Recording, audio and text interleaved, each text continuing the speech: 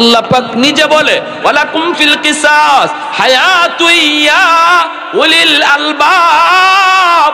আল্লাহ কয় নির্বুধেরা কথাটা বুঝবে না, জ্ঞানী যারা আছো তোমাদেরকে বলি।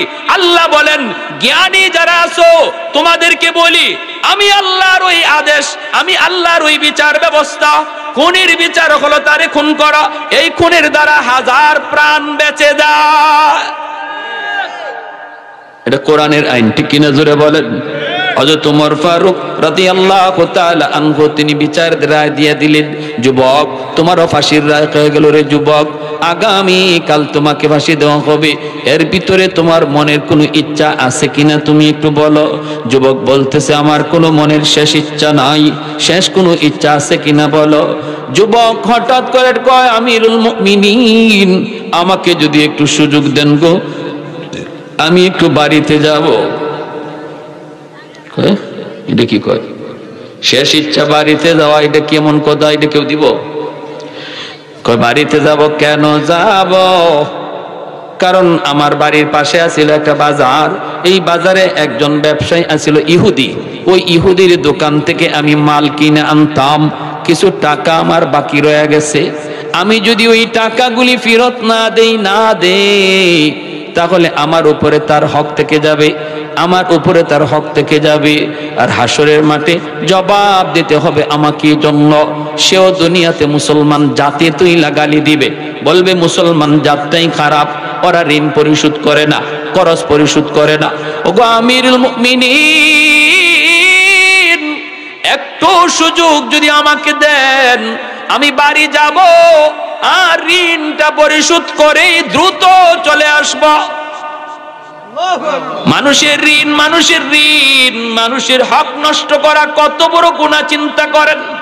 আল্লাহ নবী বলে একজন মুজাহিদ জিহাদ কইরা যদি শহীদ হয় সমস্ত প্রশ্ন মাফ হয়ে যায়। আল্লাহ তারে কোনো প্রশ্ন করে না যে শহীদ হয়, নামাজের হিসাব নেওয়া হয় না, রোজার হিসাব নেওয়া হয় না, হজের হিসাব নেওয়া হয় না। কিন্তু নবী বলেন ইল্লাদ্দাইন, কিন্তু যদি দুনিয়াতে কারো হক নষ্ট করে থাকে এই শহীদ, আল্লাহ ওই হকের ব্যাপারে তারে জিজ্ঞেস করবে, কারণ আল্লাহ এই ব্যাপারে তারে মাপ দিবে না। যার হক নষ্ট করেছে তার কাছ থেকেই মামলা ডিসমিস করা লাগবে। এজন্য রে ভাই মনে রাখবা, কারো হক নষ্ট করা এটা এত বড় খতরনাক এক গুনাহ, এটা আল্লাহর আদালতে থাকে ঝুলন্ত। আল্লাহ এই ব্যাপারে ফয়সালা দেয় না।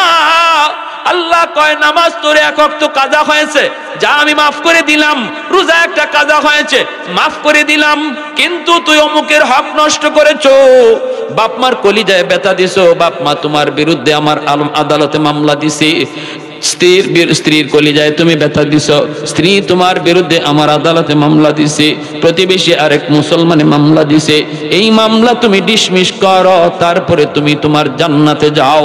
তাইরা এজন্য ওই যুবক বলতেছে, ও আল্লাহর নবীর সাহাবী একটু সময় যদি দেন আমি দ্রুত বাড়ি যাব, আর যাইয়া ঋণটা পরিশোধ করে দ্রুত চলে আসব। আমিরুল মুমিনিন ওমর ফারুক রাদিয়াল্লাহু তাআলা আনহু তিনি বলেন, যুবক কেমন করে তোমাকে আমি বাড়ি দেব রে যুবক, কেমন করে, কোন ভরসায়? ফাঁসির একজন আসামি বাড়িতে গেলে পরে আবার ফেরত আসবে, এর কি গ্যারান্টি আছে? গ্যারান্টি তো নাই, কোনো গ্যারান্টি তো নাই। হ্যাঁ দিতে পারি একটা শর্তে, মদিনায় তোমার যদি কোনো জামিন থাকে, মদিনায় যদি তোমার কোনো আত্মীয় থাকে, বন্ধু বান্ধব থাকে, আর কাউকে জামিন তুমি বানাইতে পারো, তাহলে তোমাকে আমি ছুটি দেব, সুযোগ দেব বাড়িতে যাবার। যুবক আমিরুল মুমিনিন তাহলে আমার আর সুযোগ নাই, কারণ মদিনায় আমার কোনো বাড়ি নাই, ঘর নাই, মদিনায় কোনো আপন বলতে কেউ নাই, মদিনায় আমার বন্ধু বান্ধব কেউ নাই, আমি শুধু আপনার দরবারে আসতে চেয়েছিলাম এক নজর আপনাকে দেখার জন্য। মদিনায় আমার কেউ নাই, আপন বলতে কেউ নাই, আমার পক্ষে কেউ জামিন হবে না গো, আমার পত্রে কেউ জামিন হবে না, দয়া করে আপনি আমাকে ফাঁসিতে ঝুলাইয়া দেন, আমাকে আপনি ফাঁসিতে ঝুলাইয়া দেন। হযরত ওমর জল্লাদকে নির্দেশ দিলেন, জল্লাদ যাও তোমার কাজ তুমি শুরু করো। জল্লাদ যখন আগাইতে লাগলো ফাঁসিতে ঝুলাবে, ওই মুহূর্তে মসজিদে নববীর ভিতর থেকে একজন সাহাবী হাত উঠে কয়, আমিরুল মুমিনিন, জল্লাদকে থামাও, আমার ভাইয়ের পক্ষে আমি জামিন হইলাম। সমস্ত মদিনার মানুষ, মসজিদ নববীর মানুষ সবাই তাকায় রইল। একজন খুনির জামিন হতে চায় কে? যে তার কেউ না, রক্তের মানুষও না, আপন বলতেও কেউ না, বন্ধুও না, জানেও না।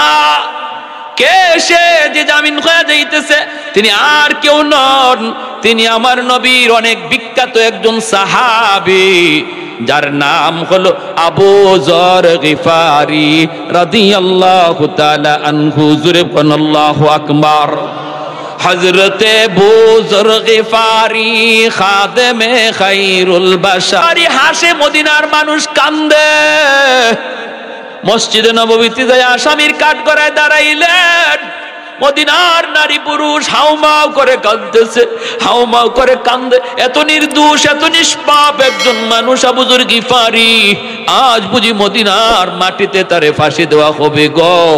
কেউ সেটা বরদাস্ত করতে পারতেছে না। হযরত ওমর ফারুক বিচারকের আসনে বসা, মদিনার মানুষ দেখে আমিরুল মুমিনিন এত শক্ত দিলের ওমর, তিনিও কাঁদতেছেন।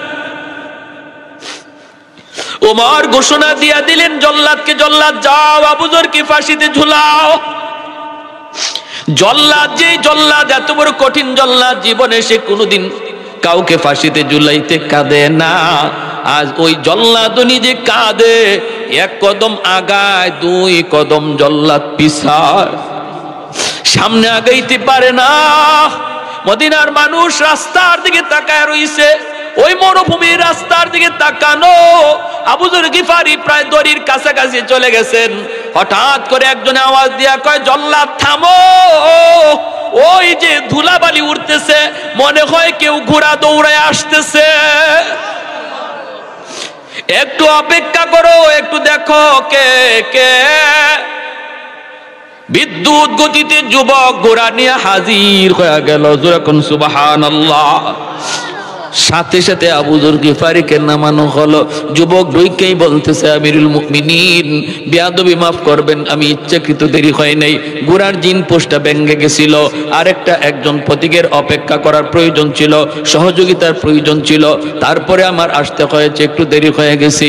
আমি হাত জোর করে মদিনার মানুষের কাছে মাপ চাই গো, আমার নবী দেশের মানুষের কাছে মাপ চাই, আমাকে আপনারা মাফ করে দিন, আর আমার ভাই আবু যর গিফারিকে নামায়া দেন, আমাকে ফাঁসিতে ঝুলাইয়া দেন। মদিনার মানুষের তখন কান্না থামলো। এবার যখন যুবককে ফাঁসিতে ঝুলানো হয়, মদিনার মানুষ আবার কান্না শুরু করে দিল। হায় রে, এই আবার কেমন যুবক, কেমন যুবক, বাড়িতে গেছে, বাপমার কাছে গেছে, সেখান থেকে আবার ফাঁসিতে ঝুলার জন্য চলে আসছে। সুযোগ ছিল চলে থাকবার, সুযোগ ছিল ফিরে না আসার, সুযোগ ছিল হারিয়ে যাওয়ার, সুযোগ ছিল পলায় যাওয়ার, কিন্তু যেই যুবক পালাইলো না, চলে আসলো ফাঁসিতে আবার ঝুলার জন্য, সেই যুবক তো সাধারণ যুবক নয়। এই যুবক তো ইচ্ছা করে কাউরে খুন করতে পারে না। এই বুঝটা তখন দুই ভাইয়ের অন্তর জাগলো, যেই দুই ভাই মামলার বাদী হয়ে দাঁড়াইছিল বাবার পক্ষে। এই দুই ভাইয়ে দেখতেছে মদিনার মানুষের হালত। হঠাৎ করে দুই ভাই ডাক দিয়া কয়, জল্লাদ থামো, আমার ভাইরে ফাঁসি দেওয়া লাগবে না, আজ থেকে আমরা তিন ভাই। পলায় যাওয়ার, হারায় যাওয়ার সুযোগ পাইও যে যুবক পালায় না, সেই ইচ্ছাকৃত আমাদের আব্বারে মারে নাই, ইচ্ছা করে আব্বারে খুন করে নাই, আমাদের বুঝ হয়ে গেছে। অতএব আমার বাইরে আপনি নামায় দাও, আজ থেকে আমরা তিন ভাই, দুই ভাই না। এই দুই ভাইয়ে যায় ওই যুবককে গলায় জড়ায় ধরে কান্দে। মদিনার মানুষের তখন হাসি, মদিনার মানুষের মুখে তখন আনন্দ। এইবার মার কাছে যায় যুবক দুই ভাই বলতেছে, মা গো, ও মা, আজ থেকে তোমার দুই সন্তান না, আজ থেকে তোমার আরো একজন ছেলে নিল, এই ছেলে লইয়া তোমার আজ থেকে তিন ছেলে। সুবহানাল্লাহ, জোরে কর। আল্লাহ পাক রব্বুল আলামিন বলেন, মানুষের কাছে তোমার দাম কমে যায় রে বান্দা, মানুষের কাছে তোমার মূল্য কমে যায়, ঘরের ভিতরেও তোমার দাম কমে যায়, তুমিও চুপ হয়ে যাও, কখনো কখনো নিরিবিলি চোখের পানি জড়াও। আজ আমার কথার দাম কেউ দেয় না, গড়েও আমার পরামর্শ কেউ নিতে চায় না। রব্বুল আলামিন আল্লাহ পাক বলে বান্দা আমি তোমার চোখের পানি দেখতেছি, কেউ যদি তোমাকে দাম নাও দেয় আমি আল্লাহর কাছে তোমার দাম অনেক বেশি। সরকার পেনশন দেয়, সঠিক নিয়মে যদি সরকারি ডিউটি পালন করে নির্ধারিত বয়স, ওই বয়সের পর সরকার তারে বসায় বসায় ঘরে পেনশন দেয়। রব্বুল আলামিন তিনি বলেন আমি তো সকল সরকারের সরকার, আমি আল্লাহ সকল রাজার রাজা, আমি আল্লাহ সকল বাদশার বাদশাহ। তুমিও যতদিন পর্যন্ত গায়ে শক্তি ছিল আমার কদমে তুমি সাজদা দিয়েছো, গায়ে যতদিন শক্তি ছিল এতদিন আমাকে তুমি রুকু করেছ, চোখে যতদিন পাওয়ার ছিল বান্দা কোরআন তেলাওয়াত করছো, ফজরের পরে ইয়াসিন তেলাওয়াত করছো, মাগরিবের পরে তুমি ওয়াকিয়া তেলাওয়াত করছো। এমনি ভাবে আমি আল্লাহর কালামের সাথে তোমার সম্পর্ক ছিল, মহব্বত ছিল। আজ আমি আল্লাহ তোমার চোখের এই জ্যোতি কেড়ে নিয়েছি, গায়ের শক্তি আমি আল্লাহ তোমার কেড়ে নিয়েছি। তুমি ঘরে নামাজ পড়ো, ফেরেশতারা যখন নামাজের সওয়াব লিখতে আয় আল্লাহ পাক রব্বুল আলামিন কই ফেরেশতারা রে আমার বান্দার যৌবনের ফাইলটা তোমরা একটু খোলো, যৌবনের ফাইলটা খুলে দেখো যতদিন গায়ে শক্তি ছিল মসজিদে গেল কি গেল না। ফেরেশতারা কই মালিক আমরা তার ফাইল দেখলাম, পিছনের জীবনে তার মসজিদে গিয়া নামাজ পড়ার আমল। আল্লাহ পাক রব্বুল আলামিন কয় তাহলে তোমরা ভালো করে জেনে রাখো রে ফেরেশতারা, যদি আজও আমি আল্লাহ তার গায়ে শক্তি রাখতাম, আজও আমার বান্দা মসজিদে গিয়ে নামাজ পড়তো, আজও যদি তার গায়ে শক্তি থাকতো, কোমরে যদি তার শক্তি থাকতো, মাথা যদি তার সমস্যা না থাকতো, আজও আমার বান্দা মসজিদে গিয়েই আমার কদমে সেজদা দিত। অতএব তোমরা তার আমল নামায় ঘরে নামাজের সওয়াব লিখবা না, যৌবনের মসজিদে জামাতের সওয়াব লিখে দাও। আরে কুজুরে বলে সুবহানাল্লাহ। আল্লাহ পাক কই ফেরেশতারা দেখো আমার বান্দা কোরআন তিলাওয়াত করতে পারে না কারণ তার চোখে শক্তি নাই। চোখে আমি আল্লাহ তার শক্তি নিয়ে নিছি, চোখে দেখে না পাওয়ার নিয়ে নিছি। আজও আমি যদি তার চোখে পাওয়ার রাখতাম আমার বান্দা যৌবনের মতোই সে কোরআন তেলাওয়াত করতো। অতীত জীবনের ফাইলটা তোমরা খোলো, কইলা দেখা যাবে ফজরের পর কোরআন তেলাওয়াত, মাগরিবের পরে কোরআন তেলাওয়াত, প্রতিদিন দৈনিক একবার কোরআন তেলাওয়াত। রব্বুল আলামিন তখন বলবে বান্দারে ও বান্দা যদিও তুমি আজ কোরআন তেলাওয়াত করো না, তিলাওয়াত তুমি করতে পারো না, কারণ চোখে তুমি দেখো না, আমি আল্লাহর কালামের হরফ তুমি দেখো না, তবুও আমি আল্লাহ তোমার আমল নামায় যৌবনের ধারাবাহিক তিলাওয়াতের সওয়াব আমল নামায় দান করব। ইল্লাল্লাযীনা আমানু ওয়া আমিলুস সালিহাত ফালাহুম আজরুন গায়রু মামনুন। তাহলে কি বুঝলাম? যদি আমার গায়ে যতদিন শক্তি আছে এতদিন যদি আমি আল্লাহর গোলামি করি, যেই বয়সে গায়ে শক্তি থাকবে না পিছনের আমল আল্লাহ জারি রেখে দিবেন, আমল জারি রেখে দিবেন। ঘরে বসাইয়া আল্লাহ ইবাদতের পেনশন দিবেন। সরকার ঘরে বসাইয়া আমাকে বেতন দেয় আর আল্লাহ আমাকে ঘরে বসাইয়া ইবাদতের সওয়াব দিবেন। কাকে? যে যৌবনে গুনাহ করছে না যৌবনে ইবাদত করছে। গায়ে যতদিন শক্তি ছিল এতদিন আল্লাহকে মানছে, আল্লাহকে ডরাইছে, নির্ধারিত দায়মি কিছু আমল করেছে, ওই দায়মি আমলগুলা আল্লাহ বৃত্তকালেও দায়ম রেখে দিবে।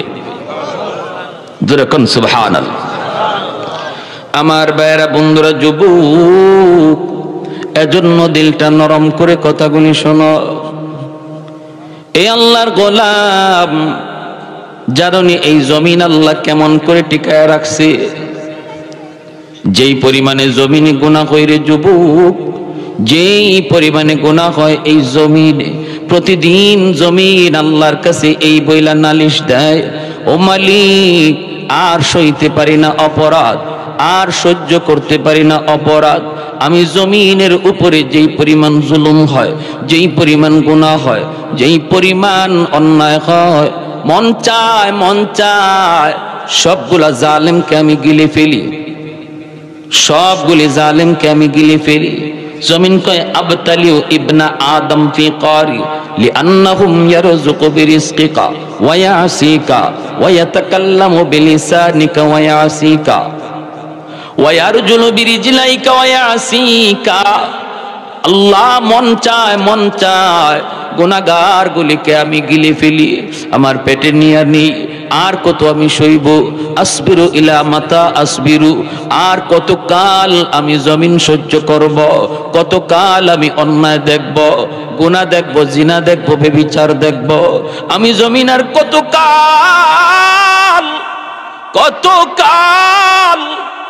আর কতদিন আমি এইরকম গুনাহগুলি নিজে দেখব।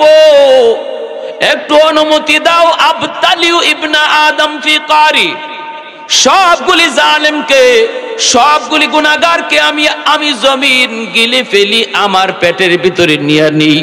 কেন জানোনি? লিআন্নাহুম ইয়ারযুকু বিরিজকিকা ওয়া ইয়াসিকা। আল্লাহ তোমার দেওয়া রিজিক খায় অথচ তোমার নাফরমানি করে। আল্লাহ তোমার দেওয়া হাত, এই হাত দিয়ে গুনাহ করে। তোমার দেওয়া পা, এই পা দিয়ে গুনার দিকে যায়, গানের দিকে যায়, বাজনার দিকে যায়। এরকম ভাবে নারী পুরুষের বাত মেলামেশা যেখানে হয় ওই দিকে পাটা নিয়ে আগায়।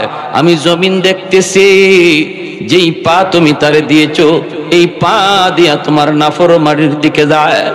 ওয়া ইয়াতাকাল্লামু বিলিসানিকা ওয়া ইয়াসিকা, জবান দিয়েছো তুমি, এই জবান দিয়া তোমার নাফরমানি করে, এই জবান দিয়া গুনাহ করে। আসবিরু ইলা মাতা আসবিরু, সবর করব তো কতকাল করব, ধৈর্য ধরব তো আমি জমিন আর কতকাল ধরব। আল্লাহ পাক রব্বুল আলামিন হাদিসে কুদসি ওই অবস্থায় সাগরের পানিটা পর্যন্ত প্রতিদিন আলা কুল্লা ইয়াউমিন ওয়াল আরদা ইস্তাজিলু রাব্বাহু আলা কুল্লা ইয়াউমিন ওয়াল বাহরা ইস্তাজিলু রাব্বাহু আলা কুল্লা ইয়াউমিন ওয়াল মালাইকাতা ইস্তাজিলু রাব্বাহু। এমনি ভাবে সাগর মহাসাগরের পানিটা আল্লাহর কাছে নালিশ দেয়, ওগো মালিক আমি বঙ্গোপসাগর আর কতকাল আমার পারে গুনাহ দেখব। ও মালিক সমুদ্র সৈকতে আসে তোমার কুদরত দেখবে, কিন্তু এই কুদরত দেখতে আইসা যে অন্যায় হয়, যেই অপরাধগুলি হয়, আমি সাগর আর কতকাল দেখব।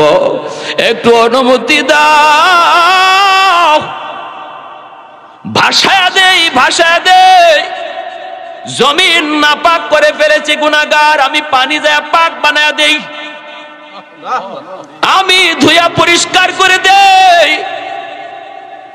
আল্লাহ পাক রব্বুল আলামিন কয়, রে জমিন চুপ থাক, এর সাগর মহাসাগর চুপ থাক, এটা আমি আর আমার বান্দার বিষয়। জোরে বলি সুবহানাল্লাহ। এটা আমার আর আমার বান্দার বিষয়। মাঝখানে তোমরা কেউ নাক গলাইতে আসবা না, মাঝখানে কেউ নাক গলাইতে আসবা না। কারণ জানোনি এই জমিনের ভিতরে এখনো 4টা শ্রেণী আছে, এখনো 4 দল জমিনের ভিতরে আছে। এই 4 দল যতদিন পর্যন্ত জমিনে থাকবে ততদিন পর্যন্ত আমি আল্লাহ জমিনে আযাব দিতে পারি না, গজব দিতে পারি না, ধ্বংস করার অনুমতি দিতে পারি না। লাউলা মাশাইখু রুক্কা والشباب خشع والأطفال ردا والأنعام ردا لجعلت السماء حديدا والأرض خفصفا والتراب رمادا وما أنزلت من السماء قطرا وما أنبت من الأرض نباتا بل أنزلت عليكم العذاب صفا صفا। আল্লাহ পাক রব্বুল আলামিন কয়, এখনো জমিনের ভিতরে প্রথম একদল কিছু বৃদ্ধ বান্দা বান্দি আমার রয়েছে। আমার কিছু বৃদ্ধ বান্দা বান্দি রয়েছে, চুল পেকে গেছে, দাড়ি পেকে গেছে, কোমরে তার ব্যথা, হাঁটুতে তার ব্যথা, ঠিক মতো নামাজ পড়তে পারে না, নামাজে দাঁড়াইলে পরে তার কোমরে ব্যথা শুরু হয়, মসজিদে যাইতে গেলে তার হাঁটুতে ব্যথা হয়, কখন কোথায় জানি পড়ে যায়, ভয় ভয়। এরপরও জমিনের ভিতরে আমার কিছু বৃদ্ধ বান্দা বান্দি রয়েছে, যারা বৃদ্ধ কালেও কষ্ট করে আমার কদমে সেজদা দেয়। ওই বৃদ্ধ বান্দা বান্দিগুলার সেজদার দিকে তাকাইলে, কষ্ট করে সেজদা দেয়, এই সেজদার দিকে তাকাইলে জমিনের প্রতি আমার মায়া লেগে যায়। ওয়াশবাবু খুশাক।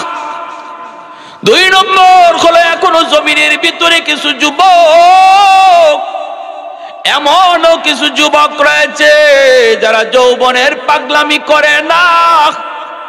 কত যুবক গানের দিকে দৌড়ায়, কত যুবক গুনার দিকে দৌড়ায়, কত যুবক জিনা ব্যভিচারের দিকে দৌড়ায়। আল্লাহ বলে তার ভিতরেও কিছু যুবক এমন আছে যারা গান বাজনার দিকে যায় না, যৌবনের পাগলামি করে না। যৌবন কালে তার মসজিদে পাওয়া যায়, আমি আল্লাহর ঘর মসজিদে হাজির হয়।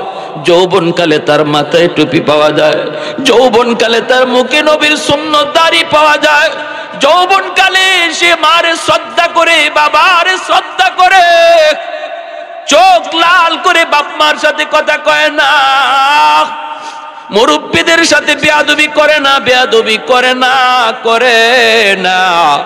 বরং যদি কেউ গান বাজনা করতে চায়, কিছু যুবক এখনো আছে এমন সমাজে, আল্লাহ বলেন ওই যুবকগুলি গান বাজনার বিরোধিতা করে, গান বাজনা হইতে দেয় না, হইতে দেয় না। ওই যুবকগুলি যখন আমার কদমে সেজদা দেয়, আমাকে যখন ভয় পায়া মসজিদে হাজির হয়, তার তো এই কালে গুনার দিকে যাওয়ার কথা ছিল, নফস তারে গুনার দিকে ডাকে, কিন্তু নিজের নফসরে কন্ট্রোল করে যে মসজিদে হাজির হয়, নফস তার গানের দিকে ডাকে, কিন্তু নফসের লাগাম টেনে যে কোরআনের মাহফিলের দিকে হাজির হয়, ওই যুবকগুলির দিকে তাকাইলে জমিনের প্রতি মায়া লেগে যায়। আল্লাহ কইরে জমিন থাম থাম, কথা বলবি না, কথা বলবি না। এর সাগর মহাসাগর চুপ হয়ে যা, আমার আর আমার বান্দা বান্দির মাঝখানে তোমরা কেউ না গলাবা না। জোরে কোন সুবহানাল্লাহ। সাবাকাত রহমতি আলা গযাবি, সাবাকাত রহমতি আলা গযাবি। আল্লাহ কই সর্বদাই আমি আল্লাহর রহমত আমার গজবের আগে চলে যায়। জোরে কোন সুবহানাল্লাহ। আল্লাহর রহমত গজবের আগে বেড়ে যায় যখনই জমিনের ভিতরে গুনাহ হয়, যখনই জমিনে অন্যায় হয়, যখন জমিনের মধ্যে জুলুম হয়। আল্লাহ পাক রব্বুল আলামিন কয় এই জুলুমের কারণে গুনাহ আসতে চায়, জুলুমের কারণে আযাব আসতে চায়, গুনার কারণে আযাব আসতে চায়, আসমানি আযাব জমিনি আযাব আসতে চায়। কিন্তু আল্লাহ কয় যখনই আযাব রওনা দেয় আমার কোন বান্দা বান্দির উপরে আযাব যায় পড়ার জন্য, তখনই আমার রহমত গজবের আগে চলে যায়। আর সুবহানাল্লাহ। এ আল্লাহর গোলাম, ওই মালিক রে এখনো আমরা বুঝলাম না, চিনলাম না। ফ্যাক্টরির মালিক একদিন, 2 দিন, 3 দিন অন্যায় করলে পরে ফ্যাক্টরি থেকে বের করে দেয়। একদিন, 2 দিন, 3 দিন অন্যায় করলে পরে চাকুরি থেকে নাম কেটে দেয়। এত অন্যায় করার পরও আল্লাহ পাক জমিনকে অনুমতি দেয় না, সাগরকে আল্লাহ অনুমতি দেয় না, এমনি ভাবে ফেরেশতাকে আল্লাহ অনুমতি দেয় না, আকাশকে আল্লাহ অনুমতি দেয় না। এরপরে আল্লাহ পাক রব্বুল আলামিন কয় এরপরে জানোনি জমিনের ভিতরে কিছু শিশু বাচ্চা আছে, ওই শিশু বাচ্চাগুলি এদের উপরে কোনো শরীয়তের বিধিবিধান এখনো চালু হয় নাই, হালাল হারামের বিধান চালু হয় নাই, জায়েজ নাজায়েজের বিধিবিধান বাচ্চাগুলির উপরে চালু হয় নাই। কিন্তু এরপরও জমিনের মধ্যে যখন গজব আসতে চায়, যখনই জমিনে গজব নেমে যায়, তার মার কারণে, তার বাবার কারণে, এবার বড় ভাইয়ের কারণে, সমাজের মানুষের অন্যায় অপরাধের কারণে যখনই জমিনে গজব আসতে চায়, এই গজবের মধ্যে ছোট্ট শিশুগুলোও গজবে পড়ে যায়। অথচ এদের কোনো গুনাহ নাই, এদের কোনো অপরাধ নাই, অপরাধ নাই। বাচ্চাগুলি গজবে পড়ে কান্না শুরু করে। ওই শিশু বাচ্চাগুলির কান্নার দিকে তাকাইলেও জমিনের প্রতি আমার মায়া লেগে যায়। এজন্য রে আল্লাহর গোলাম, ঘরের শিশু বাচ্চাগুলিকে মারামারি করবেন না, সমাজের শিশু বাচ্চাগুলির আপনারা মার দিবেন না, ধমক দিবেন না, গালাগালি করবেন না। না না না, বাচ্চাগুলি তারা অবুঝ নিষ্পাপ, এদের খাতিরে আল্লাহ তোমারে আমারে খাওয়ায়, এদের খাতিরে আল্লাহ এখনো জমিন টিকায় রাখছে, এদের খাতিরে আল্লাহ এখনো জমিনে ফুল দেয় ফল দেয়, এদের খাতিরে এখনো জমিনে সূর্য উঠে এখনো সূর্য ডুবে। এজন্য বাচ্চাগুলির আদর করবেন, মায়া করবেন। যেই করে শিশু বাচ্চা আছে, মনে রাখবা আল্লাহর গোলাম, ওই শিশু বাচ্চাটার খাতিরে আল্লাহ ঘরের সমস্ত মানুষের রিজিকের ব্যবস্থা করে। ভাইরা আমার, এরপর আল্লাহ পাক রব্বুল আলামিন বলে ওয়াল আনআমুরুত্তা, জমিনের মধ্যে আরেক শ্রেণী আছে, পশু পাখি, গরু ছাগল হাঁস মুরগি, এদের উপরও কোনো গুনাহ নাই, কোনো অন্যায় নাই, কোনো অপরাধ নাই। শরীয়তের কোনো বিধিবিধান গরু ছাগলের উপরে নাই, নামাজের বিধান গরু ছাগলের উপরে নাই, রোজার বিধান গরু ছাগল হাঁস মুরগির উপরে নাই। আল্লাহ পাকের পক্ষ থেকে এদের জন্য কোনো জান্নাত জাহান্নামও বানানো হয় নাই। রব্বুল আলামিন কয়, যখনই মানুষের গুনার কারণে জমিনে গজব নামতে চায়, এই গজবের ভিতরে গরু ছাগল এরাও শিকার হয়ে যায়, পশু পাখিও গজবের শিকার হয়ে যায়। এই পশু পাখিগুলির কোনো অন্যায় নাই, অপরাধ নাই, তাদের কোনো অপরাধ নাই রে। এই গজবে পইরা এই গরু ছাগলগুলি কষ্ট পায়, এদের দিকে তাকাইল জমিনের প্রতি আমার মায়া লেগে যায়। জোরে বলি সুবহানাল্লাহ। আমি আল্লাহ দেখতেছি, সবই দেখি কি পরিমাণ গুনাহ হইতেছে জমিনে। আমি আল্লাহ দেখতেছি কি পরিমাণ জুলুম হইতেছে জমিনে। আমি আল্লাহ এও দেখি আমার নবী নায়েবে রাসূল উলামায়ে কেরামের সাথে কি আচরণটা হয়, সবই আমি আল্লাহ দেখি। এরপরও ধরি না, শুধুমাত্র এই চার শ্রেণীর কারণে। এজন্য রে যুবক, একটু নিজেরে বুঝাও, একটু নিজের চিনো, নিজের পরিচয়টা জানো। তোমার দাম এত বেশি আল্লাহর দরবারে, তোমার ইবাদতের কারণে আল্লাহ জমিন টিকায় রাখছে। সুবহানাল্লাহ। লা জিদ্দা ওয়ালা নিদ্দা ওয়ালা হাদ্দা লিমাওলা, লা জিদ্দা ওয়ালা নিদ্দা ওয়ালা হাদ্দা লিমাওলা, আল আনা কামা কানা ওয়ালাম ইয়ালকা যাওয়ালা, আল আনা কামা কানা ওয়ালাম ইয়ালকা যাওয়ালা, লা মিসলা ওয়ালা সাওয়ারা মিসলাহু ওয়া নাযীরা, মান ক্বালা সিওয়া যালিকা ক্বাদ ক্বালা মুহালা, মান ক্বালা সিওয়া যালিকা ক্বাদ ক্বালা মুহালা, লা ওয়ালদা ওয়ালা ওয়ালিদা লা আম্মা ওয়া ক্বালা, লা শিবহা ওয়ালা মিসলা ওয়ালা কুফুয়া লিমাওলা। একটু জোরে সোরে কোন আল্লাহু আকবার।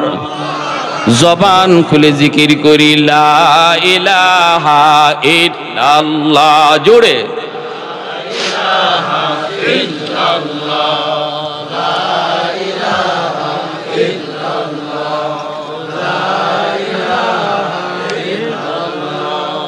লা ইলাহা ইল্লাল্লাহ, লা ইলাহা ইল্লাল্লাহ, লা ইলাহা ইল্লাল্লাহ, লা ইলাহা ইল্লাল্লাহ, লা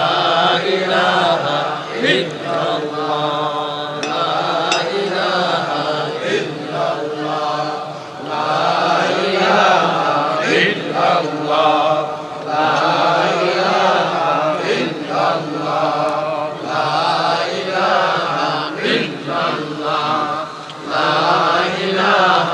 ইল্লাল্লাহ, লা ইলাহা ইল্লাল্লাহু মুহাম্মাদুর রাসূলুল্লাহ। জোরে সোরে বলি সাল্লাল্লাহু আলাইহি ওয়াসাল্লাম। তাহলে সমাজে নামাজি যুবক, টুপিওয়ালা দাড়িওয়ালা যুবক আসেনি না নাই? তুমি ইউনিভার্সিটিতে যাও, সেখানে যাওয়া দেখবা নামাজি যুবক আছে, পুলিশে গেলেও দেখবা নামাজি যুবক পাওয়া যায়, র্যাবে গেলেও দেখবা নামাজি যুবক পাওয়া যায়, সর্ব জায়গায় কলেজে গেলেও পাইবা নামাজি যুবক পাওয়া যায়, খেলোয়াড়ের ভিতরে খুঁজবা সেখানেও তুমি নামাজি যুবক তুমি পাইবা। অতএব এমনও কিছু যুবক আছে না নাই জোরে বলেন। আমি ঢাকা ইউনিভার্সিটিতে একদিন গেলাম, বন্ধু আমাকে দাওয়াত করলো, বন্ধু তুমি ইউনিভার্সিটিতে এসো। আমি ঢাকা ইউনিভার্সিটিতে গেলাম, যায় আমার বন্ধুর সাথে নামাজ আদায় করলাম, জোহরের নামাজ পড়লাম ইউনিভার্সিটি মসজিদে। নামাজ শেষ করার পর বন্ধু আমার সাথে হাত মিলাইল, সাথে সাথে দেখি আরেকজন আমার সাথে হাত মিলাইল, আরেকটা যুবক এত সুন্দর তার চেহারার দিকে আমি তাকায় রইলাম, মাথায় কালো পাগড়ি পরা, লম্বা একটা জুব্বা, এত সুন্দর নুরানি চেহারা, লম্বা দাড়ি, আমার সাথে হাত মিলাইলো। আমার দুস্থ বলতেছে, দুস্থ ওরে দেখে তোমার কেমন মনে হইতেছে? আমি বললাম, দোস্ত আমার তো মনে হয় সে কোনো মাদ্রাসায় পড়ায়, নতুবা কোনো মাদ্রাসায় পড়ে। দোস্ত বলতেছে, না রে দোস্ত, সে কোনো মাদ্রাসার ছাত্র নয়, জীবনে কোনোদিন মাদ্রাসায় পড়ে নাই, কিন্তু শিশুকাল থেকেই তার স্কুলে লেখাপড়া করানো হয়েছে। তার আব্বা কিন্তু শিশুকাল থেকেই তার দিন শিখাইছে একজন উস্তাদের মাধ্যমে। মিনিমাম 5টা বৎসর যদি সন্তানকে আপনি দিন শিখান, তাহলে এই সন্তান কলেজে গেলেও নামাজি হয়, ভার্সিটিতে গেলেও নামাজি হয়। যদি আপনি 5 বছর তারে মাদ্রাসায় পড়ান, নুরানি ক্লাসগুলা যদি মাদ্রাসায় পড়ান, অথবা যদি মাদ্রাসায় নাও পড়ান, একজন ভালো উস্তাদের মাধ্যমে ঘরেও যদি পড়ান, কিন্তু 5 বছর মাদ্রাসার যেই সিলেবাস, এই সিলেবাসগুলি যদি পড়ানো হয়, এই ছেলে ভালো করে মুসলমানি শিখবে, এই ছেলে ভালো করে মুসলমানি জানবে, পরে ডাক্তার হবে অসুবিধা নাই, ইঞ্জিনিয়ার হবে অসুবিধা নাই, আমরা নিষেধ করব না। এই দেশে মুফতি মুহাদ্দিস যদি সবাই হয়ে যায়, ডাক্তার ইঞ্জিনিয়ার হবে কে? দেশ চালানোর জন্য মুফতি মুহাদ্দিসের প্রয়োজন, ডাক্তার ইঞ্জিনিয়ারের প্রয়োজন। কিন্তু মনে রাখবেন, আপনার সন্তানের বড় পরিচয় ডাক্তার নয়, আমার আপনার সন্তানের সবচেয়ে বড় পরিচয় হলো সে মুসলমানের সন্তান। এজন্য সবার আগে তারে মুসলমানি শিখাইতে হবে। আওয়াজ দিয়া বলেন ঠিক কি না? সবার আগে তারা মুসলমানের সন্তান বানাও, মুসলমানি শিখাও। মুসলমানি শিখানোর জন্য মাদ্রাসাগুলাতে 5ম শ্রেণী পর্যন্ত স্কুলের সমমানের অঙ্ক ইংরেজি ঢুকানো হয়েছে রে আল্লাহর গোলাম। স্কুলের সমমানের সিলেবাস মাদ্রাসায় ঢুকানো হয়েছে, যেন মুসলমানের সন্তানের সর্বপ্রথম লেখাপড়া মাদ্রাসা থেকে হয়। 5 বছর মাদ্রাসায় পড়ালেখা করলো, অঙ্ক ইংরেজি স্কুলে যা আছে তাই শিখলো। এরপরে যদি আপনি তারে ডাক্তার ইঞ্জিনিয়ার ব্যারিস্টার উকিল বানাইতে চান, হাই স্কুলে ভর্তি করবেন, কোনো অসুবিধা নাই। অঙ্ক ইংরেজি সে 100 তাল মিলাইতে পারবে। বাকি এই 5 বছরে আপনার সন্তান মুসলমানই শিখলো। আওয়াজ দিয়া বলেন ঠিক কি না? আপনার আমার জবাবদিহিতা থেকে আল্লাহর দরবারে বাঁচাইলো। কারণ হাসরের ময়দানে যেই বাপ মা সন্তানকে মুসলমানি শিখাবে না, আল্লাহর পরিচয় জানাবে না, আখিরাত চিনাবে না, এই বাপ মার বিরুদ্ধে সন্তান আল্লাহর দরবারে বহুত বড় জটিল মামলা করে বসবে। সন্তান বলবে, রব্বানা আতিহিম দিফাইনি মিনাল আযাব ওয়াল আনহুম লানান কাবীরা। আল্লাহ, আমি ছোট্ট বাবু ছিলাম, আমি বুঝতাম না কোন শিক্ষায় শিক্ষিত হলে তোমাকে চেনা যায়, কোন শিক্ষায় শিক্ষিত হলে তোমাকে পাওয়া যায়, আখিরাত কেমন করে জানা যায়। আল্লাহ, আমি বুঝতাম না, বুঝতেন আমার বাবা, বুঝতেন আমার মা। আজ যদি আমি জাহান্নামী হই, আমার মারে ডাকো, আমার বাবারে ডাকো, আমার মারে ডাকো, বাবারে ডাকো। আমি যে পরিমাণ শাস্তি জাহান্নামে পাবো, আমার বাপ মারে ডাবল শাস্তি দাও। নাউজুবিল্লাহ, জোরে কর।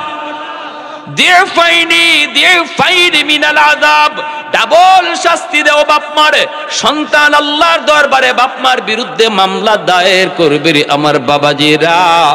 ও আমার এলাকার মা বোনেরা, একটু খেয়াল করে শোনো গো। যদি সন্তানদের শিশুকালে মুসলমানি না শিখাও, এই সন্তান হাসরের ময়দানে আল্লাহর দরবারে মামলা দিবে। দুনিয়ার বহু বাপ মা আল্লাহর কাছে কাঠ গড়ায় আসামি হইয়া দাঁড়াবে। শুধু সন্তানের মামলার কারণে। যেই বাপ মার বিরুদ্ধে সন্তানের মামলা আছে, এই মামলা থেকে বাঁচার কোনো পথ নাই। যেই সন্তানের উপরে বাপ মার মামলা আছে, এই সন্তানেরও বাঁচার কোনো উপায় নাই। সন্তানের কাছে বাপ মা মাপ চাইব হাসরের মাঠে, কিন্তু আল্লাহ পাক মাপ, সন্তান মাপ দিবে না। হাসরের মাঠে আল্লাহ বান্দারে মাপ দিবে, কিন্তু বান্দা কোনো বান্দারে মাপ দিবে না। এজন্যই হকুল ইবাদ এত খতরনাক। মানুষের হক নষ্ট করা এত বড় খতরনাক। সন্তানের হক নষ্ট করা, বাপ মার হক নষ্ট করা, স্ত্রীর হক নষ্ট করা, ভাইয়ের হক নষ্ট করা, প্রতিবেশীর হক নষ্ট করা, কোন মুসলমানের হক নষ্ট করা, তার ইজ্জতের উপরে আঘাত করা, তার ইজ্জত নিয়ে খেলাধুলা করা, জমি নিয়ে কারাকারি করা, এই সমস্ত মামলাগুলি হাসরের মাঠে সবচেয়ে ভয়ঙ্কর, সবচেয়ে জটিল মামলা হবে রে যুবক। ওই মামলা আল্লাহর আদালতে ঝুলবে, আল্লাহ মাপ দিবে না, আর বান্দাও বান্দারে মাপ দিবে না, এমনকি কলিজার টুকরা সন্তান বাপ মারে মাপ দিবে না। সন্তান চাইবো বাপ মারে বিপদে ফেলে বাঁচতে, বাপ মা চাইবো কলিজার টুকরা সন্তান রে হাসরের মাঠে বিপদে ফেলাইয়া, সন্তানের গায়ে দোষ চাপাইয়া বাপ মা বাঁচতে চাইবো, সন্তান চাইবো বাপ মার গায়ে দোষ চাপায়া নিজে বাঁচতে, স্ত্রী চাইবো স্বামীর গায়ে দোষ চাপায়া নিজে বাঁচতে, স্বামী চাইবো স্ত্রীর গায়ে দোষ চাপায়া নিজে বাঁচতে। ইয়াউমা ইয়াফিরুল মারউ মিন আখিহি ওয়া উম্মিহি ওয়া আবিহি ওয়া সাহিবাতিহি ওয়া বানিহি লিকুল্লি ইমরিইম মিনহুম ইয়াউমা ইযিন শাআনু ইউগনি। আল্লাহ পাক রব্বুল আলামিন কয়, আপন বলতে কেউ হাসরের মাঠে থাকবে না, কেউ থাকবে না। জন্য বলতেছি, সন্তানের হক নষ্ট করবেন না। শিশুকালে সন্তানরে আগে মাদ্রাসায় ভর্তি করেন, চোখ মুজ্জা মাদ্রাসায় ভর্তি করেন, কোনো চিন্তা নাই, কোনো ফিকির নাই, কারো কোনো বুদ্ধি নাই। আমার সন্তানরে আগে মুসলমানি শেখানো লাগবে।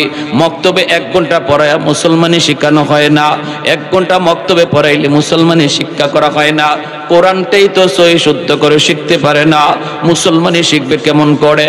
কারণ 1 ঘন্টা হুজুর 200-250 ছাত্ররে কখন পড়া দিবে, কখন পড়া নিবে, এটা আমরা বাপ মা যারা, আমরাও খুব ভালো করে বুঝি যে 1 ঘন্টা 200-250 ছাত্ররে একজন হুজুর বা 2জন হুজুর কি পড়া দিবে আর কি নিবে।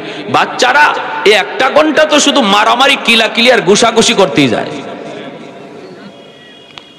বহু মাও আছে এমন, ভালো করে জানে, বাবাও জানে, বাচ্চা ঘরে দুষ্টামি করে, মা মনে করতেছে আমার রান্না বান্না ঘরের কাম করতে অসুবিধা হয়, মক্তবে পাঠিয়ে দে, কিলাকিলি ঘুষাঘুষি যা আছে সব মক্তবে যে করুক, ঠিক না? এজন্য ভাইরা একটু মনোযোগ দিয়ে খেয়াল করে শুনেন, যদি আপনি আপনার জিম্মাদারি আদায় করতে চান, যদি সন্তানের হক আপনি আদায় করতে চান, তাহলে আমি বলবো পাশের মাদ্রাসায় তালাশ করুন। মাদ্রাসায় যায় আপনি হুজুরকে বলুন, হুজুর আমার বাচ্চাটারে আমি পড়াবো জেনারেল লাইনে, কিন্তু আমার সন্তানের জীবনের লেখাপড়া শুরু করাইতে চাই আমি মাদ্রাসা থেকেই। এই ছেলে যদি 5 বছর মাদ্রাসায় পড়ে, এরপরে যদি কলেজে যায় বেনামাজি হবে না, ভার্সিটিতে গেলেও বেনামাজি হবে না, নাস্তিকদের দলে গেলেও ইসলামের বিরুদ্ধে কথা বলবে না, বাংলা বিভাগে লেখাপড়াও যদি করে, যেখানে চতুর্দিকে নাস্তিকের ভিড়, সেখানেও আপনার ছেলে নাস্তিক হবে না, বরং ইসলামের সৈনিক হবে, সৈনিক হবে আল্লাহর, সৈনিক হবে রাসূলের, সৈনিক হবে ইসলামের। কারণ শিশুকালে তার দিলের ভিতরে আপনি ইসলাম পাথরে খোদাই করে লিখে দিয়েছেন। আল্লাহর নাম, রাসূলের নাম, কোরআনের মহব্বত কলিজার ভিতরে আপনি ঢুকায় দিচ্ছেন। শিশুকালে সন্তানের দিল দিমাগের ভিতরে যা লেখা হয়, মরণ পর্যন্ত তা আসর করে। কারণ শিশুকালে বাচ্চাদের দিল দিমাগ হলো কাদামাটির মতো, কাদামাটিতে যা খুশি লেখা যায়, মাটি যদি শক্ত হয়ে যায় আর লেখা যায় না, ঠিক না? এজন্য শিশুকালে বাচ্চাদের দিকে ভালোভাবে নজর রাখতে হবে রে আমার বাবাদিরা। শিশুকালটাতে আপনি মাদ্রাসায় ভর্তি করুন, এরপরে আপনি তারা স্কুলে দিতে চান দেন। আর যদি আপনি নিয়ত করেন একজন কোরআনের হাফেজের বাবা হবেন, আলেমের বাপ মা হবেন, তাহলে নূরুন আলা নূর। আমাদের আব্বা আম্মা আমাদেরকে মাদ্রাসায় পড়ায় লস হইছে, কি কোন আপনারা? হ্যাঁ, আমার ভাই ইমিডিয়েট ছোট ভাই, আপন ভাই, আইন মন্ত্রণালয়ের উপসচিব, রানিং সচিব, কিন্তু এরপরও তো এত মানুষে চিনেও না, এত মানুষের দোয়াও করে না। আমারে যে পরিমাণ মানুষে চিনে আল্লাহর রহমতে, আর তারা আমার জন্য যে দোয়া করে আমিও দোয়া করি। আমাদের সিলেট এলাকার ছোট নাই, বড় নাই, পুরুষ নাই, মহিলা নাই, সবাই এক বাক্যে চেনে। তো সচিব হয়েছে আমার ভাই, কিন্তু আমার আব্বার সুনাম আমার ওই ভাইয়ের চেয়ে আমার দ্বারা বেশি হয়। নাসিরউদ্দিন আনসারী সাহেবের আব্বা যায়, এভাবে কয়। সচিব সাহেবের আব্বা যায় কেউ কয় না, কই যে আনসারী সাহেবের আব্বা যায়। আপনার কি মন চায় না এমন বাবা হইতে? চায় না বাবা? এমন মন চায় না মাগো, এমন একটা মা হইতে তোমার কি মন চায় না? এজন্য নিয়ত করো আমি চলে যাব, কিন্তু সন্তান রেখে যাব। এই সন্তানের দ্বারা যেন আমার নাম চিরকাল মানুষ মনে রাখে, যুগ যুগ মনে থাকবে মানুষের। এজন্য বলতেছিলাম, একটু মনোযোগ দিয়ে খেয়াল করে শোনো ও ভাই, আমার ভাইয়েরা, বন্ধুরা, এজন্য বলতেছি রে যুবক, যৌবন কালটারে আল্লাহর কাছে বড় দামি মনে করো, বড় দামি। এই যৌবন কালটা আল্লাহর কাছে বড় দাম। যৌবন কালের একজন যুবকের কাহিনী মায়ার নবী তার হাদিস শরীফে বলছেন। কি বলছেন? হাসরের মাঠে আল্লাহ পাক রব্বুল আলামিন হাসরবাসীকে লক্ষ্য করে বলবেন, ও হাসরবাসীরা, আলাইসা মিনকুম আদিলা, তোমাদের ভিতরে কোনো ইনসাফকারী আসেনি? ইনসাফের সাথে জবাব দিবা। হাসরবাসী মানুষেরা কই বললা, আমরা সবাই ইনসাফের সাথে জবাব দিব। কি তুমি জানতে চাও একটু বলো। আল্লাহ এবার বলবেন, তাহলে ইনসাফের সাথে বলো, দুনিয়াতে যারা আমার গোলামি করেছে, আমার কদমে সেজদা দিয়েছে, এরা কার সাথে থাকবে? আর যারা আমার কদমে সেজদা দেয় নাই, অন্য কারো গোলামি করছে, এরা কাদের সাথে থাকবে? হাসরবাসী মানুষ কইব, মালিক, যে যার গোলামি করছে আজ হাসরের মাঠে সে তার মাবুদের সাথে থাকবে। আল্লাহ পাক রব্বুল আলামিন বলবেন, গাছের পূজা, মাছের পূজা, মূর্তির পূজা, চন্দ্রের পূজা, সূর্যের পূজা যতজনে করছো, শয়তানের পূজা যারা যারা করছো, নফসের পূজা যারা যারা করছো, তোমরা তোমাদের মাবুদের সাথে তোমরা জাহান্নামে চলে যাও। মূর্তি পূজারী সহ সবাই তখন তাদের মাবুদের সাথে জাহান্নামে যাবে। শয়তানের পূজারীর দলেরাও শয়তানের পথে পথে যারা হাঁটছে, শয়তান মানুষকে শিখাইছে, শয়তান মানুষকে শিখাইছে, শয়তান মানুষের কাছে ভালো মানুষের সুরত ধরে আসে, মানুষকে খারাপ বুদ্ধি কখনো দেয় না। সন্তান যখন, শয়তান যখন বুদ্ধি দেয় তখন ভালো বুদ্ধি দেয়, ভালো বুদ্ধি দেয় উদ্দেশ্য খারাপ থাকে, ঠিক কিনা? ঠিক কিনা? আল্লাহ নবী একদিন দেখেন একজন মানুষ কাঁদতেছে। কেউ তুমি এইভাবে কাঁদতেছো, কে তুমি? কই নবী গো, আপনি আমাকে চিনবেন না। আল্লাহ নবী কয়, চিনবো না কেন? পরিচয় দাও। কান্দো কেন? কি তোমার সমস্যা? তোমার অভাবটা কোথায়? দুঃখটা কোথায় বলো? কে তুমি? কই হুজুর আমাকে চিনবেন না, পরিচয় আমার দেয়া কোনো লাভ নাই। নবী কয়, দাও না পরিচয়, একটু বুঝি না তুমি কে। কয়, আমি মিস্টার ইবলিস। ইবলিসে কয়, আল্লাহ নবী কয়, তুমি ইবলিস? তো কান্দো কেন? কই, কান্দি এজন্য, মানুষকে আমি এত কষ্ট কইরা গুনাহ করাই, এত সময় তার পিছনে দিয়া দিয়া আমি তারে গুনাহ করাই, গুনাহগার বানাই, জিনা করাই, ব্যভিচার করাই, গাঞ্জা খাওয়াই, মদ খাওয়াই, বাপমার সাথে বেয়াদবি করাই, যত অন্যায় আমি তারে দিয়া করাই। সময় আমার অনেক ব্যয় করতে হয় তার পিছনে, কিন্তু এই মানুষটাই যখন ওয়াজ মাহফিলে গিয়ে হাজির হয়, আল্লাহ ওয়ালাদের সোহবতে গিয়ে হাজির হয়, চোখ দিয়ে যখন এক ফোঁটা পানি ফালাইয়া অন্তরে অন্তরে আল্লাহর কাছে তওবা করে নেয়, মুহূর্তের ভিতরে আল্লাহ তার পিছনের সব গুনাহ আল্লাহ মাফ করে দেয়। আমার এতদিনের শ্রম, আমার এতদিনের কষ্ট গেল কোথায়? যার পিছনে আমি বছরকে বছর সময় কাটাইলাম, একদিনের চোখের পানিতে আল্লাহ সব গুনাহ মাফ করে দেয়। এজন্য আমি কাঁদতেছি, এজন্য কাঁদতেছি। আল্লাহ নবী রহমতের নবী কয়, তাহলে তো এটা আমার উম্মতের জন্য অনেক বড় খুশখবর। ইবলিস কয়, নবী কয়, এজন্যই কইছিলাম আমার দুঃখ জানি না আপনার কোনো লাভ হবে না, তবে শোনেন আমিও কিন্তু সিস্টেম পাল্টায় ফেলছি। আমি আর মানুষকে এখন গুনাহ কইয়া গুনাহ করাবো না, নেক কাজ কইয়া আমি তাদেরকে গুনাহ করাবো।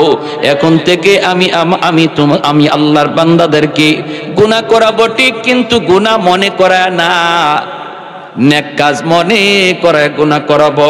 তাহলে সে আর তওবা করার চিন্তা করবে না, চোখ দিয়ে আর পানি আসবে না, সে তো এটাকে অপরাধী মনে করে না। নবী কয়, সিস্টেমটা কেমন? কয়, আমি গান গাওয়াবো, বাজনাও তারে দিয়ে বাজাবো, কিন্তু লাগাইবো মারিফতি গান। বুঝছেন অবস্থা? বুঝছেন? গুনাহ বুঝতাই তুমি মনে করবা তুমি আল্লাহর ওলি হয়ে গেছো। আমি গুনাহ করাবো, বাজনা করাবো। আগে তো বাজনা করাইতাম, গুনাহ করাইতাম, গুনাহ মনে করে ফেলতো। এখন কুল হু আল্লাহ সূরা দিয়া তারে বাজনা তুলাবো। আল্লাহর নাম, নবীর নাম, কাবার নাম, ওই নামগুলা লইয়া তারে বাজনা তুলাবো। মারিফতের কথা বইলা, মারিফতের কথা বইলা বইলা তারে গান তুলাবো, বাজনা তুলাবো, আর তারে দিয়া বুঝাবো বিভিন্ন আয়াত, বিভিন্ন কথা তার মাথায় যুক্তি দিয়ে দিয়া, ভণ্ড যুক্তি দিয়ে দিয়ে আমি তারে দলিল দেওয়াবো, গান বাজনা ভালো, নাচানাচি করা ভালো। এগুলাও তারে কোরআনের হাদিসের ভণ্ড ভণ্ড মিথ্যা মিথ্যা কিছু দলিল আদিল্লা দিয়েও তারে অন্তরের মধ্যে গাড়াইয়া দিমু। মানুষ যদি আয় তখন সে কইব গান বাজনা হালাল, গান বাজনা হালাল, বাজনা বাজানো হালাল। বিভিন্ন ভাবে তারে আমি এই রকম পুক্তা করে নিব। অতএব সে বুঝবো না গুনাহ করে, বরং সে মনে করবে এই পথ দিয়ে সে আল্লাহকে পাবে, আল্লাহকে পাবে। এই অবস্থায় যদি আমি তারে মরণ পর্যন্ত নেই, হুজুরদের কথায় কাম হবে না, মৌলবীদের কথায় তারে কোনো কাম হবে না, ওলি আল্লাহদের কথায় তার কোনো কাম হবে না, কারণ সে বেশি বুঝে। আমি বুঝাইয়া দিছি, আমি তার অন্তরে ঢুকাইয়া দিছি, তুমি অনেক বুঝো, তুমি যেই পথ ধরছো এই পথটাই ঠিক। এইভাবে আমি তারে দিয়ে গুনাহ করাবো, যাতে করে আর জীবনে তার তওবা করার চিন্তা অন্তরে না জাগে, চোখ দিয়া পানি জড়ানোর চিন্তা না জাগে। কারণ যখনই বান্দা জেনে ফেলে সে অন্যায় করেছে, অপরাধ করেছে, চোখ দিয়ে যদি পানি আয় তাহলে তো তওবা কবুল হয়ে যায়। আমি এমন সিস্টেমে গুনাহ করাবো, তওবা করবে না, তওবা ছাড়া কবরে যাবে। ভাইরা বন্ধুরা, এইভাবে আল্লাহ পাক রব্বুল আলামিন বলেন, তাহলে যেই সমস্ত মানুষগুলি ওই রকম শয়তানের তালে পইরা পইরা শয়তানি করছো, আজ শয়তানের সাথে তোমরা জাহান্নামে যাও, নফসের সাথে তোমরা জাহান্নামে যাও, সবাই জাহান্নামে চলে যাবে। একদল মানুষ দাঁড়ায় থাকবে, আল্লাহ পাক নিজের পরিচয় দিবেন না। আল্লাহ বলবেন, তোমরা কেন এখানে দাঁড়ায় আছো? তোমরা তোমাদের মাবুদের সাথে যাও না কেন? এই মানুষগুলি কইব, মালিক দুনিয়াতে আমাদের একজন মাবুদ ছিল, আমরা আমাদের মাবুদকে কোনোদিন দেখি নাই, মাবুদকে আমরা কোনোদিন দেখি নাই, তার কুদরতি কদমে সেজদা দিয়েছি। আজ যদি আমরা আমাদের মাবুদকে না পাই, আমরা কার সাথে কোথায় যাব? আল্লাহ পাক রব্বুল আলামিন তখন বলবে, তোমরা কি তোমাদের মাবুদরে দেখলে চিনবা? ওই মানুষগুলি কইব, মালিক আমরা আমাদের মালিককে দেখলে চিনব। আল্লাহ পাক রব্বুল আলামিন তখন বলবে, দুনিয়াতে তো কোনোদিন দেখো নাই, তাহলে চিনবা কেমন করে? তখন বলবে, আমরা আমাদের নবীর মুখে শুনেছি আমাদের আল্লাহ নিরাকার, লা শাবিহা লাহু ওয়া লা নাযীরা লা, তার কোনো নজির নাই, তার কোনো সাদৃশ্য নাই। তিনি কুল হুয়াল্লাহু আহাদ, তিনি একক, আল্লাহুস সামাদ, তিনি সমাদ। তিনি কারো কাছে চান না, কিন্তু তার কাছে সবাই চায়। তিনি সন্তান জন্ম দেন না, তিনি কারো সন্তান নয়। এইভাবে যখন আল্লাহর সামনে পরিচয় তুলে ধরবে, তখন আল্লাহ পাক নিজের পরিচয় দিয়ে দিবে। আল্লাহ কুদরতি ভাবে আল্লাহ খুশি হয়ে কইব, বান্দা রে, এতক্ষণ পর্যন্ত যে তোমাদের সাথে কথা বলতেছে, আমি হলাম তোমাদের ওই খোদা যিনি আহাদ, যিনি সামাদ। আর একটু জোরে বলি আল্লাহু আকবার। সবগুলি মানুষ আল্লাহর কুদরতি পায়ে তখন সেজদায় পড়ে যাবে। আল্লাহ তার কুদরতি পা মোবারক আল্লাহ পাক যখন দেখায় দিব, সবাই আল্লাহর কদমে সেজদায় পড়ে যাবে রে যুবক। কিন্তু একদল যুবক আল্লাহর কদমে সেজদা দিতে পারবে না। দাঁড়ায় থাকবে, দাঁড়ায় থাকবে, চেষ্টা করবে সেজদা দেওয়ার জন্য, কিন্তু পারবে না। পিঠ তাদের বাঁকা হয় না। বন্ধু আল্লাহর সেজদা দেয়, পাশের বাড়ির বন্ধু আল্লাহর সেজদা দেয়, পাশের দোকানদার আল্লাহর সেজদা দেয়, কিন্তু সে আল্লাহকে সেজদা দিতে পারতেছে না, পিঠ তার বাঁকা হয় না। চেষ্টা করে সেজদা দেওয়ার জন্য, চেষ্টা করে, কিন্তু তার সেজদা দিতে পারে না, পিঠ তার বাঁকা হয় না। আবার যখন চেষ্টা করে পিছন দিক দিয়ে উপর হয়ে পইরা যায়, চোখ দিয়া পানির বদলে রক্ত ঝরতে শুরু করবে, আল্লাহ পাক রব্বুল আলামিন তখন ডাক দিয়া বলবে, বান্দা আমাকে সেজদা দিতে পারো না, তোমার বুঝি কষ্ট লাগে রে বান্দা? কইব, মালিক আপ্রাণ চেষ্টা করি, পারি না। আল্লাহ পাক তখন বলবে, বান্দা দুনিয়াতে আমারে যদি তুমি সেজদা দিতা, আজ আখিরাতে হাসরের মাঠেও আমারে সেজদা দিতে পারতা। দুনিয়াতে যারা আমার কুদরতি কদমে পিঠ বাঁকা করছে, আজ হাসরের মাঠে তারা তাদের পিঠ বাঁকা হবে। দুনিয়ায় যারা পিঠ বাঁকা করে নাই, এদের হাসরের মাঠেও পিঠ বাঁকা হবে না। আল্লাহরে নিজের চোখে দেখবে, দেইকা চাইবো সেজদা দিত, কিন্তু পারবে না, পারবে না, পিঠ বাঁকা হয় না। রব্বুল আলামিন তখন বলবে, বান্দা কষ্ট লাগে বুঝি? কই, মালিক কষ্ট লাগে, কষ্ট লাগে। আল্লাহ পাক তখন কইব, বান্দা দুনিয়াতে তুই যখন মসজিদের পাশ দিয়া চইলা যাইতি, আজান হইছে, তুই মসজিদে ঢুকতি না, বন্ধুদের সাথে চলে গিয়েছি, চোখের সামনে মানুষগুলা মসজিদে আমারে সেজদা দিত, আর তুই পাশ দিয়ে চইলে যাইতি। ওই দিন তোর চলে যাওয়া দেখাও আমি আল্লাহর কুদরতি কলিজায় বড় ব্যথা লাগছে, কারণ আমি তোর এত আদর করে বানাইলাম। সব কিছু আমি আল্লাহ কুন ফায়াকুন বইলা বানাইছি। আসমান বানাইলাম কুন ফায়াকুন বইলা, জমিন বানাইলাম কুন ফায়াকুন বইলা, ফেরেশতা বানাইলাম কুন ফায়াকুন বইলা, কিন্তু তোমাকে আমি কুন ফায়াকুন বইলা বানাই নাই। তোমাকে বানাইছি খালাকতু বিয়াদাইয়া, আমার কুদরতি হাত দিয়া। বান্দারে কেন বানাইছি? কারণ এই চেহারার মধ্যে এত দামি কপাল, এই কপাল কুন ফায়াকুন বললে হয় না, ফেরেশতাদের হাতে বানাইলেও হয় না। এই কপালটা আমি আল্লাহ নিজের হাতে বানাইছি, কারণ বান্দা এই কপাল দিয়া আমার কদমে সেজদা দিবে। এত আদর করে তোমারে বানাইলাম, এত আদর করে তোমারে নিজের হাতে বানাইলাম। এই মানুষ যখন আমি আল্লাহর ঘর মসজিদে না ঢুইকা পাশ দিয়ে চইলা যায়, তার কলিজায় ব্যথা লাগছে। বান্দা আমি পারতাম তোর পাটা তখন ভাঙ্গা দিতে, এ ফেরেশতারা ওর পাটা ভাঙ্গা দে, ওর ঘাড় মটকা দে, ওর শারক কাসিরা দে। আমি আল্লাহ চাইলে পারতাম, কিন্তু করি নাই, করি নাই, কারণ আমার কুদরতি কলিজায় তোর প্রতি আশা ছিল, ফজর তুই পড়ো না, জোহর তুমি পড়বা। বান্দা জোহরও যখন তুমি মসজিদে আসলা না, তখনও আমি তোমার পা ভাঙ্গার নির্দেশ দেই না, রিজিক বন্ধ করার নির্দেশও দেই না। ফেরেশতারা দুপুরের খাবার নিয়ে হাজির হবে কি হবে না, আমার কাছে অনুমতি চায়, মালিক ও তো জোহরের নামাজ পড়ে নাই, ওর রিজিক তার সামনে দিব কিনা। আল্লাহ তখন কই, ফেরেশতারা আমার বান্দার রিজিক বন্ধ করবে না, হয়তো আসরের সময় মসজিদে আসবে। এইভাবে মায়া কইরা কইরা কইরা কইরা দুনিয়ার ওই আচরণটাও আমার কুদরতি কলিজায় খুব ব্যথা দিছে বান্দা। আজ হাসরের মাঠে কান্না কইরা কোনো লাভ নাই রে যুবক, হাসরের মাঠে কান্না কইরা লাভ নাই। রব্বুল আলামিন তখন বলবেন খুযুহু ফাগুল্লুহু সুম্মাল জাহিমা সাল্লু সুম্মা ফি সিলসিলাতিন যারউহা ৭০ যিরাআন ফাসলুকু।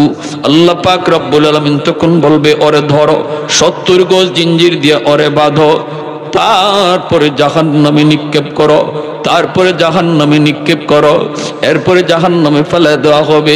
এজন্য বলতেছি যুবক, যৌবনটারে তুমি পাগলামি করে কাটাও না। যত অলি হইছেন যৌবনে হইছেন, তোমারও অলি হওয়ার টাইম যাইতেছে, অলি হওয়ার টাইমটা চইলা যাইতেছে। যুবক, একটা বারের জন্য তুমি মনটারে বুঝাও। তুমি মনে করতেছো বৃদ্ধ বয়সে তুমি নামাজ ধরবা, তোমার মতো কত যুবক যৌবনে কবরে চলে গেল, তোমার মতো কত যুবক লেখাপড়ার সাথী কবরে চলে গেল, খেলাধুলার সাথে কবরে চলে গেল। তারও মনের ভিতরে আশা ছিল নামাজ ধরবো, গুনাহগুলি ছেড়ে দিব, কিন্তু জীবনে আর সুযোগ পায় নাই, নামাজ ধরার সুযোগ আর পায় নাই। আজরাইলের সাথে সাক্ষাৎ হয়ে গেছে রে যুবক। এজন্য বলি এখনই টাইম, এখনই টাইম তোমার তওবা করার। যদি তুমি আসার সময় গুনাহগার থাকো আর এই কথাগুলি শুই না, তুমি অন্তর দিয়া শুধু নিয়ত করো, মালিক যা করছি করছি আর সামনে করবো না, আগামী কাল থেকে আমি পাক্কা নামাজি। দিলে দিলে যদি এই নিয়তটা করো আল্লাহর গোলাম, আল্লাহ পাক রব্বুল আলামিন মুহূর্তের ভিতরে তোমার নাম অলির খাতায় লিখে দিবে। কোন মুফতি সাহেবের কাছে যাওয়া লাগবে না, ইমাম সাহেবের কাছে যাওয়া লাগবে না, চেয়ারম্যানের কাছে যাওয়া লাগবে না, এমপির কাছে গিয়া গুনার কথা বলা লাগবে না, কারো কাছে তওবার জন্য যাওয়া লাগবে না। এই জায়গায় বইসা, এই জায়গায় বইসা দিলটা নরম কইরে যদি তুমি কথাটা মনে মনে কও, আল্লাহ ও আল্লাহ বহুত বড় ভুল করে ফেলেছি। ওই দিন না আমার বন্ধু অ্যাক্সিডেন্টে মারা গেল, ওই দিন না বন্ধুরে কবরে রাখলাম, ওই দিন না ওই এলাকার লেখাপড়ার সাথীরে কবরে রাখলাম, জানি না কোন দিন আমারও মৃত্যুর ডাক আসে। আল্লাহ আমি আর বেনামাজি থাকবো না। নিয়তটা করা মাত্রই আল্লাহ পিছনের সব গুনাহ আল্লাহ মুইসা মুহূর্তের ভিতরে নাম অলির খাতায় লিখে দিবে। আত-তাইবু মিনাদ যামবি কামান লা যামবা লাহ। আল্লাহর নবী কয় তওবাকারী তওবা আল্লাহ এমন ভাবে কবুল করে, তার আমলনামায় যে গুনাহ আসিল এর কোনো নিশানা রাখে না। আমলনামায় যে গুনাহ আসিল এর কোনো নিশানাই আল্লাহ রাখে না।